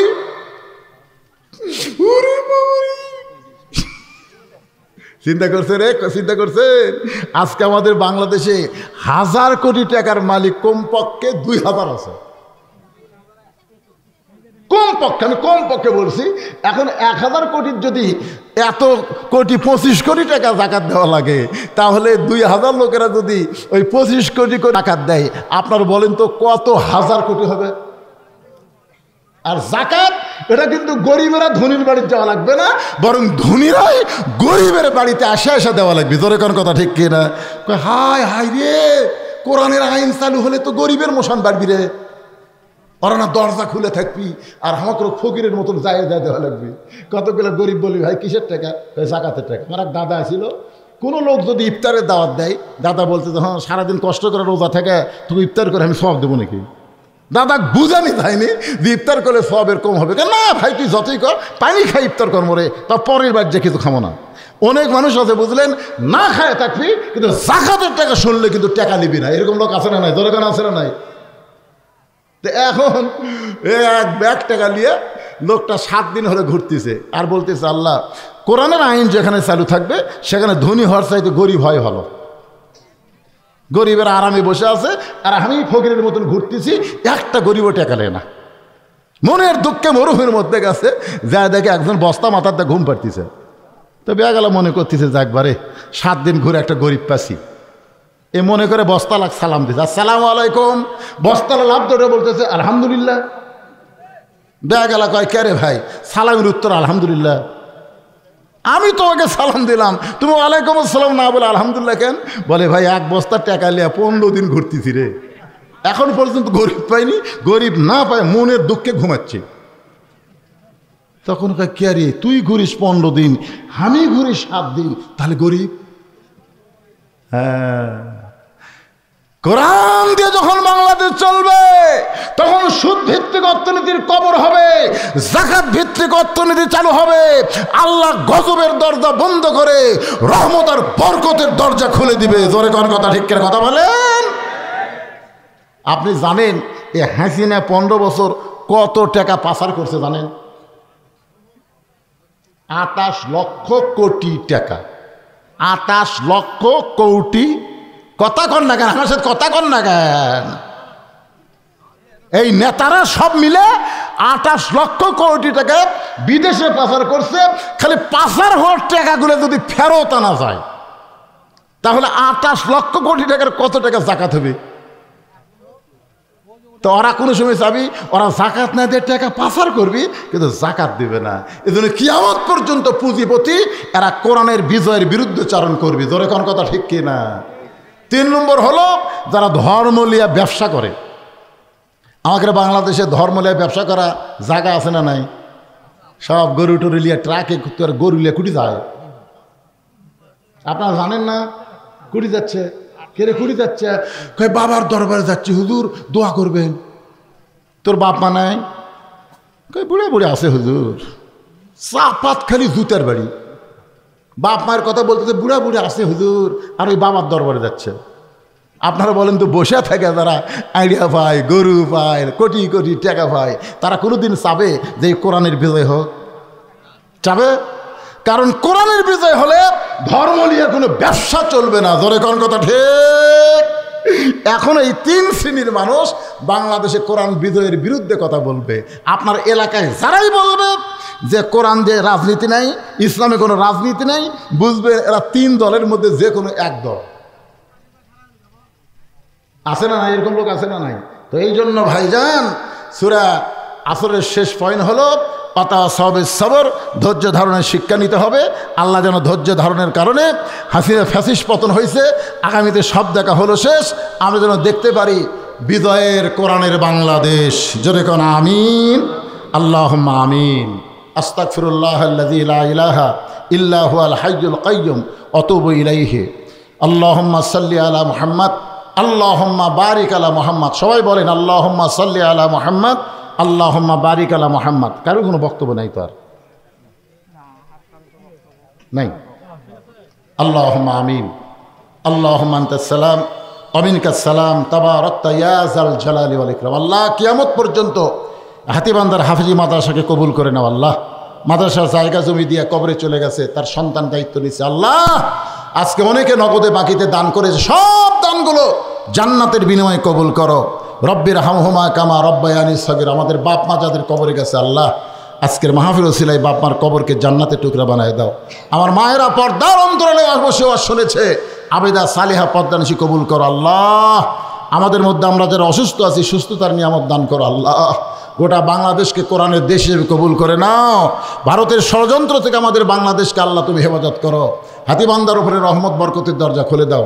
আজকের মাহফিলের সম্মানিত সভাপতি, সম্মানিত সহসভাপতিবৃন্দ, সম্মানিত প্রধান অতিথি, বিশেষ অতিথি, মাদ্রাসার সভাপতি, সহসভাপতি, মাদ্রাসার সেক্রেটারি, কেশিয়ার সদস্য, মাদ্রাসার দাতা সদস্য, আল্লাহ সকলকেই মাদ্রাসাকে ওসিলা করে জান্নাতি কবুল করে নাও। আল্লাহ এত কষ্ট করে মেহনত করে এত রাত পর্যন্ত কোরআন হাদিসের আলোকে আলোচনা যারা শুনলো, আল্লাহ তাদের সকলকে মাফ করে মৃত্যুর সময় জবানে জারি করে দিও লা ইলাহা ইল্লাল্লাহু মুহাম্মাদুর রাসূলুল্লাহ সাল্লাল্লাহু আলাইহি সাল্লাম।